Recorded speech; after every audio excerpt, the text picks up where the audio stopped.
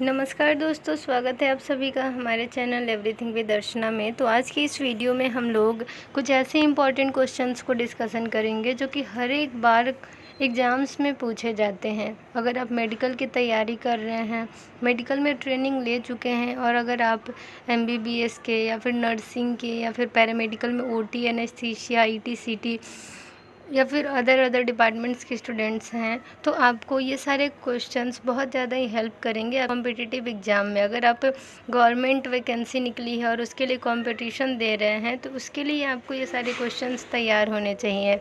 तो चलिए वीडियो को स्टार्ट करते हैं, और ये सारा क्वेश्चंस आप चाहें तो नोट डाउन कर सकते हैं क्योंकि आपके लिए बहुत इम्पॉर्टेंट है। 25 क्वेश्चन इस वीडियो में हम लोग डिस्कशन करेंगे, और इन 25 में से अगर आप 15 क्वेश्चंस भी कंफर्म एकदम 100% श्योर होके अगर आप टिक करते हैं और अगर आपको आ रहा होता है, तो समझिए कि आपकी तैयारी सही चल रही है। ठीक है, तो चलिए अब वीडियो स्टार्ट करते हैं। पहला क्वेश्चन है, anaesthesia machine contains how many pressure system. 4 option दिए गए हैं, जिसमें से पहला ऑप्शन है 2 यानी high and low. Second option है 3 यानी हाई, इंटरमीडिएट एंड लो।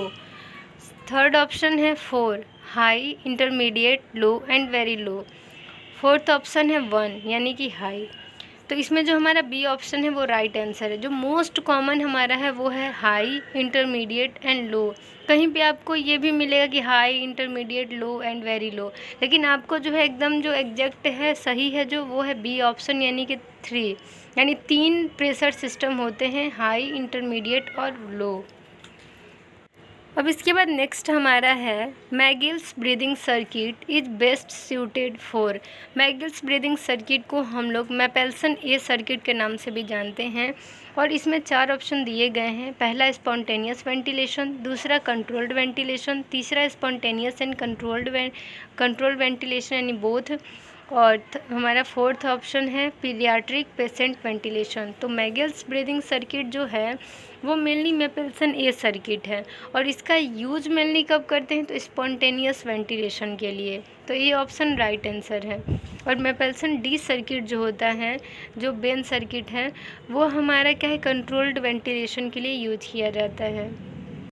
हमारा नेक्स्ट क्वेश्चन है, pressure inside a full oxygen cylinder is, यानी ऑक्सीजन सिलेंडर आपने देखा होगा, ब्लैक बॉडी वाइट शोल्डर होता है उसका सिलेंडर का, उसके अंदर प्रेशर कितना होता है। तो 4 ऑप्शन दिए गए हैं। पहला 2000 से 2200, दूसरा 1000, तीसरा 750, चौथा 1800। इसमें राइट आंसर ए ऑप्शन होगा, यानी 2000 से 2200। ठीक है, इसके बाद नेक्स्ट हमारा है, इंटरनॉक्स इज़ द मिक्सचर ऑफ, यानी इंटरनॉक्स जो हमारा गैस है वो mainly short term pain management के लिए यूज करते हैं, यानी लेबर पेन के लिए। ठीक है, और इसमें जो इंटरनॉक्स गैस है उसका कंपोनेंट क्या क्या है। तो 4 ऑप्शन दिए गए हैं। पहला है कार्बन डाइऑक्साइड और ऑक्सीजन, दूसरा है एयर और नाइट्रस ऑक्साइड, तीसरा है ऑक्सीजन एंड नाइट्रस ऑक्साइड, और चौथा है ऑक्सीजन एंड एयर। तो जो इसमें राइट आंसर होगा वो हमारा सी ऑप्शन है, यानी ऑक्सीजन एंड नाइट्रस ऑक्साइड। दोनों 50-50% होते हैं, ऑक्सीजन और नाइट्रस ऑक्साइड। अब हमारा नेक्स्ट क्वेश्चन है, और न्यूगर soda lime absorbs how much of CO2 पर 100 ग्राम, यानी कि 100 ग्राम जो आपका सोडा लाइम कैनिस्टर है वो कितना कार्बन डाइऑक्साइड एब्जॉर्व करेगा। यानी कि आपने एनेस्थीसिया मशीन में सोडा लाइम कैनिस्टर देखा होगा, और उसमें जो होता है सोडा लाइम भरा होता है। तो 100 ग्राम यानी 100 ग्राम सोडा लाइम कितना अमाउंट में कार्बन डाइऑक्साइड को एब्जॉर्व करेगा। तो इसमें राइट आंसर है 26 लीटर। ठीक है, यानी 4 ऑप्शन दिए गए हैं, जिसमें पहला है 10.2 लीटर, दूसरा है 8.4 लीटर, तीसरा है 26 लीटर, चौथा है 15.5 लीटर। तो राइट आंसर सी ऑप्शन यानी 26 लीटर। लगभग 26 लीटर कार्बन डाइऑक्साइड जो है वो एब्जॉर्ब होता है 100 ग्राम सोडा लाइम में। इसके बाद नेक्स्ट हमारा है, एम्बू स्टैंड्स फॉर, AMBU, इसका फुल फॉर्म क्या है। 4 ऑप्शन दिए गए हैं। पहला है एनेस्थीसिया मशीन ब्रीदिंग यूनिट, दूसरा आर्टिफिशियल मैंडेटरी ब्रीदिंग यूनिट, तीसरा automated machine and breathing unit, चौथा है artificial manual breathing unit. D option right answer है, यानी कि आर्टिफिशियल मैनुअल ब्रीदिंग यूनिट। इसके बाद नेक्स्ट क्वेश्चन है, route of drug administration most commonly used in OT, यानी कि OT में सबसे कॉमन जो है ड्रग एडमिनिस्ट्रेशन का रूट कौन सा है? 4 ऑप्शन दिए गए हैं। पहला है इंट्राओसियस, दूसरा है इंट्रामस्कुलर, तीसरा है सबक्यूटेनियस, चौथा इंट्रावेनस। तो ड्रग एडमिनिस्ट्रेशन के लिए सबसे कॉमन जो है वो है आईवी रूट यानी इंट्रावेनस रूट, यानी डी ऑप्शन राइट आंसर है। इसके बाद नेक्स्ट हमारा है रेंडेल बेकर सॉसेक यानी RBS mask is used for. पहला ऑप्शन ओल्ड पेशेंट, दूसरा ऑप्शन पीडियाट्रिक पेशेंट, तीसरा ऑप्शन ओबेज पेशेंट और चौथा ऑप्शन एडल्ट पेशेंट्स। यानी कि आरबीएस मास्क जो है वो मेनली जो है पीडियाट्रिक पेशेंट में यूज किया जाता है। आरबीएस मास्क यानी रेंडल बेकर सॉसेक, ठीक है। ये मास्क जो है वो पीडियाट्रिक पेशेंट्स यानी बच्चों में इस्तेमाल किया जाता है। बी ऑप्शन राइट आंसर है। अब हमारा नेक्स्ट क्वेश्चन है pin index safety system is used in anaesthesia machine, यानी एनेस्थीसिया मशीन में पिन इंडेक्स सिस्टम यूज क्यों किया जाता है? 4 ऑप्शन दिए गए हैं। पहला है to attach any gas cylinder in any yoke assembly, दूसरा है टू होल्ड सिलेंडर सिक्योरली, तीसरा है to prevent incorrect cylinder attachment, चौथा है to release cylinder when needed. इसमें हमारा राइट आंसर होगा सी ऑप्शन यानी to prevent incorrect cylinder attachment, यानी कि सही सिलेंडर सही जगह लगना चाहिए। तो इसका दूसरा अर्थ क्या है कि सिलेंडर जो है वो गलत जगह पे अटैच ना हो जाए, उसकी अरेंजमेंट गलत ना हो जाए, ठीक है। तो सी ऑप्शन राइट आंसर है। इसके बाद नेक्स्ट क्वेश्चन है in head injury patients mannitol is given to, यानी हेड इंजरी किसी को सिर में चोट आ जाती है तो मैनिटॉल क्यों दिया जाता है? तो पहला है टू स्टॉप ब्लीडिंग, दूसरा है फॉर प्रोटेक्शन ऑफ ब्रेन, तीसरा है for protection of spinal cord, चौथा है टू रिड्यूस इंट्राक्रैनियल प्रेशर। तो राइट आंसर होगा डी ऑप्शन यानी कि आईसीपी को रिड्यूस करने के लिए, जो इंट्राक्रैनियल प्रेशर बढ़ जाता है उसे कम करने के लिए मैनिटॉल दिया जाता है। अब हमारा नेक्स्ट क्वेश्चन है लिग्नोकेन 2% इज, तो लिग्नोकेन 2% क्या है? पहला एंटीकोलिनर्जिक एजेंट, दूसरा सिडेटिव, तीसरा मसल रिलैक्सेंट, चौथा है लोकल एनेस्थेटिक। तो राइट आंसर होगा डी ऑप्शन यानी कि लिग्नोकेन 2% जो है वो लोकल एनेस्थेटिक है। अब हमारा नेक्स्ट है ब्यूपिवेकेन हैवी इज यूज्ड इन। पहला है एपिड्यूरल एनेस्थीसिया, दूसरा है स्पाइनल एनेस्थीसिया, तीसरा है नर्व ब्लॉक एनेस्थीसिया, चौथा है जनरल एनेस्थीसिया। राइट आंसर होगा स्पाइनल एनेस्थीसिया। तो स्पाइनल एनेस्थीसिया पीठ पे एक सुई दी जाती है सब एरेक्नॉइड स्पेस में, जिसमें कि बुपिवेकेन हैवी और आपका फेंटा ये दोनों को मिक्स करके वहाँ पे एडमिनिस्टर किया जाता है, ठीक है, सब एरेक्नॉइड स्पेस में। तो याद रखिए कि बुपिवेकेन हैवी जो है वो स्पाइनल एनेस्थीसिया के टाइम में यूज़ किया जाता है। अब इसके बाद नेक्स्ट क्वेश्चन है this cylinder most commonly used on anaesthesia machines. यहाँ पे 4 ऑप्शन दिए गए हैं। पहला है टाइप ए, दूसरा है टाइप बी, तीसरा है टाइप डी, चौथा है टाइप ई। यानी क्वेश्चन था हमारा कि एनेस्थीसिया मशीन में सबसे कॉमन कौन सा सिलेंडर का टाइप जो है यूज होता है, यानी किस टाइप का सिलेंडर जो है यूज होता है। तो इसमें type E cylinders right answer है यानी कि डी ऑप्शन। अब हमारा नेक्स्ट क्वेश्चन है size of endotracheal tube required for a female adult patient is, यानी फीमेल एडल्ट पेशेंट है, कोई महिला है, युवा है, तो उनमें किस साइज़ का ईटी ट्यूब यूज होगा। तो पहला ऑप्शन 7.5 mm, दूसरा है 8.5 mm, तीसरा है 6.0 mm, चौथा है 6.5 mm। राइट आंसर होगा ए ऑप्शन यानी कि एडल्ट वीमेन में ये एडल्ट फीमेल है तो उनमें 7 mm 7.5 mm जो है मोस्ट कॉमन जो साइज़ है वो यूज होता है ईटी ट्यूब का। तो ये ऑप्शन राइट आंसर होगा। अब हमारा नेक्स्ट क्वेश्चन है cardiac failure is defined as.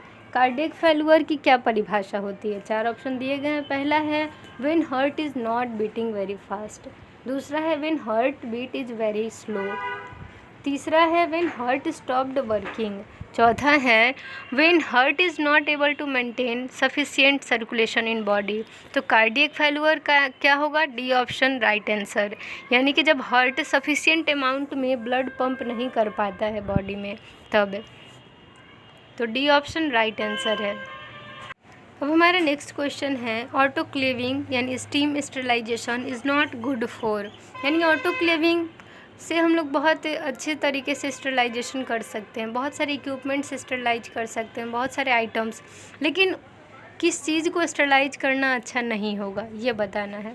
4 option दिए गए हैं। पहला है सर्जिकल इंस्ट्रूमेंट, दूसरा है लिनेन, तीसरा है ग्लास सिरिंज और चौथा है डिस्पोजेबल पीवीसी आइटम्स। तो राइट आंसर होगा डी ऑप्शन, यानी कि पीवीसी आइटम्स को हम लोग ऑटोक्लेव के थ्रू स्टरलाइज नहीं कर सकते हैं। अब हमारा नेक्स्ट क्वेश्चन है साइडेक्स इज। तो साइडेक्स क्या है? तो 4 ऑप्शन दिए गए हैं। पहला है 10% पोविडोइन आयोडीन, दूसरा है 2% ग्लूटाल्डिहाइड, तीसरा है 4% सोडियम हाइपोक्लोराइड और चौथा है 2% ब्लीचिंग पाउडर। तो राइट आंसर होगा बी ऑप्शन, यानी कि 2% ग्लूटाल्डिहाइड। अब हमारा नेक्स्ट क्वेश्चन है in autoclaving sterilization is done by. तो ऑटोक्लेव में स्टरलाइजेशन कैसे होता है? तो पहला ऑप्शन सैचुरेटेड स्टीम, दूसरा है ड्राई स्टीम, तीसरा है ड्राई हीट, चौथा है हॉट वाटर। तो राइट आंसर होगा ए ऑप्शन, यानी कि सैचुरेटेड स्टीम। सैचुरेटेड स्टीम का यूज किया जाता है और इसके थ्रू ऑटोक्लेविंग होता है। ऑटोक्लेविंग एक तरह का मॉइस्ट हीट स्टरलाइजेशन है। अब हमारा नेक्स्ट क्वेश्चन है tourniquet time for upper limb is, यानी टर्निक्वेट से अगर हम अपने अपर लिम्ब को यानी हाथों को बांध देते हैं तो उसको हम लोग कितने टाइम तक बांधे रख सकते हैं, यानी कि कितना सही समय है बांधे रखने का, क्योंकि उसके बाद तो ब्लड सर्कुलेशन एकदम ख़त्म हो जाएगा तो हाथ तो ख़राब हो जाएगा, यानी एम्पूटेशन तक करना पड़ सकता है, पैरालाइज्ड हो सकता है। तो सही टाइमिंग क्या है? 4 ऑप्शन दिए गए हैं। पहला है 100 मिनट्स, दूसरा है 120 मिनट्स, तीसरा है 180 मिनट्स और चौथा है 90 मिनट्स। तो राइट आंसर होगा 90 मिनट, यानी 90 मिनट में जो है 90 मिनट सफिशिएंट टाइम, इससे ज़्यादा आप नहीं बांधे रख सकते हैं हाथ को। तो डी ऑप्शन राइट आंसर। इसके बाद नेक्स्ट क्वेश्चन है disinfection of an endoscope after use is done by, यानी कि इंडोस्कोप का इस्तेमाल हो गया तो उसे किस मेथड से, यानी कैसे उसको स्टरलाइज करते हैं, डिसइंफेक्ट कैसे करते हैं? तो डिसइंफेक्ट करने के लिए इस्तेमाल करते हैं यहाँ पे पहला जो ऑप्शन है वो है by dipping in Cidex for 30 minutes, by autoclaving, तीसरा है इन ईओ गैस स्टरलाइजर, चौथा है बाय रेडिएशन। यानी डिसइंफेक्शन करने के लिए मेनली साइडेक्स का इस्तेमाल करते हैं, लेकिन ये जो है एक इसमें समझिए तो आपका ऑप्टिक डिवाइस भी होते हैं, तो साइडेक्स को ज़्यादा यहाँ पे नहीं सही माना जाता है। सबसे सही इसमें माना जाता है ईओ गैस स्टरलाइजर। तो सी ऑप्शन राइट आंसर होगा, इथिलीन ऑक्साइड गैस स्टरलाइजर। अब हमारा नेक्स्ट क्वेश्चन है artificial prosthesis are sterilized by, यानी आर्टिफिशियल जो इम्प्लांट्स होते हैं उनको कैसे स्टरलाइज करते हैं। ठीक है, तो पहला ऑप्शन हमारा बॉइलिंग है, दूसरा साइडेक्स है, तीसरा इथिलीन ऑक्साइड है और चौथा केमिकल स्टरलाइजेशन है। तो राइट आंसर होगा सी ऑप्शन, यानी इथिलीन ऑक्साइड, क्योंकि जो भी इम्प्लांट होते हैं वो प्री पैक्ड आते हैं, पहले से पैकिंग होके आती है और वो आपका जो है इथिलीन ऑक्साइड से स्टरलाइज होके आते हैं। अब हमारा नेक्स्ट क्वेश्चन है Divers retractor is used in. तो डिवर रिट्रैक्टर जो है बड़ा सा रिट्रैक्टर इस शेप का आपने देखा होगा, इसका कब इस्तेमाल करते हैं? तो पहला है इन माइनर सर्जरीज, दूसरा surgeries on head and neck, तीसरा है इन नेजल सर्जरी, चौथा है एब्डोमिनल सर्जरीज। तो चौथा ऑप्शन यानी डी ऑप्शन राइट आंसर है, यानी कि पेट की सर्जरी जब होगी तो उसमें बहुत ज़्यादा ही एक्सप्लोरेशन की ज़रूरत होती है, बहुत ज़्यादा एक्सप्लोर करना पड़ता है, तो उसके लिए डिवर्स रिट्रैक्टर का बहुत ज़्यादा ही नीड होता है। तो डी ऑप्शन राइट आंसर है इस क्वेश्चन का। तो अब हमारा नेक्स्ट क्वेश्चन है metal implants are sterilized by. तो जो मेटल इम्प्लांट्स होते हैं वो स्टरलाइज कैसे होते हैं? तो ऑप्शन दिए गए हैं। पहला है by dipping in Cidex for 30 minutes, दूसरा है बाय ऑटोक्लेविंग, तीसरा है in ethylene oxide gas sterilizer, चौथा है बाय रेडिएशन। तो राइट आंसर होगा सी ऑप्शन, यानी कि इन ईओ गैस स्टरलाइजर, यानी इथिलीन ऑक्साइड गैस के थ्रू इन इम्प्लांट्स को स्टरलाइज किया जाता है। अब हमारा नेक्स्ट क्वेश्चन है which of the following term describe the amount of blood affected per heart beat, यानी कि आपका 1 मिनट में समझिए तो 72 टाइम्स एवरेज है जब हार्ट बीट करता है। ठीक है, यानी 72 टाइम्स 72 बार 1 मिनट में हार्ट जो है बीट करता है। तो इस टाइम में आपका कितना अमाउंट जो है ब्लड का वो यहाँ पे पंप हो रहा है, तो इसे क्या कहते हैं? इसे कहते हैं कार्डियक आउटपुट, यानी कि सी ऑप्शन इस क्वेश्चन का राइट आंसर होगा। अब हमारा नेक्स्ट क्वेश्चन है protamine sulphate is antidote of. तो प्रोटामाइन सल्फेट जो है वो किसका एंटीडोट है? तो इसमें 4 ऑप्शंस दिए गए हैं। पहला है इंसुलिन, दूसरा है हिपैरिन, तीसरा है सेफिजोल, चौथा है एस्पिरिन। राइट आंसर होगा कौन सा? तो हिपैरिन। हिपैरिन क्या है? नेचुरल एंटीकोगुलेंट है। तो हिपैरिन का एंटीडोट कौन है? Protamine sulphate. तो याद रखिए बी ऑप्शन राइट आंसर होगा इस क्वेश्चन का। तो चलिए इस वीडियो को यहीं पे एंड करते हैं। और अगर आपको किसी भी क्वेश्चन में कोई डाउट हो या फिर कुछ गलती हुई हो तो आप कमेंट सेक्शन में कमेंट कर सकते हैं, बेझिझक आप कमेंट कर सकते हैं। और अगर आपको किसी टॉपिक पे वीडियो चाहिए तो आप कमेंट सेक्शन में कमेंट करिए, मैं जल्द से जल्द उस टॉपिक पे वीडियो बनाने का ट्राई करूँगी।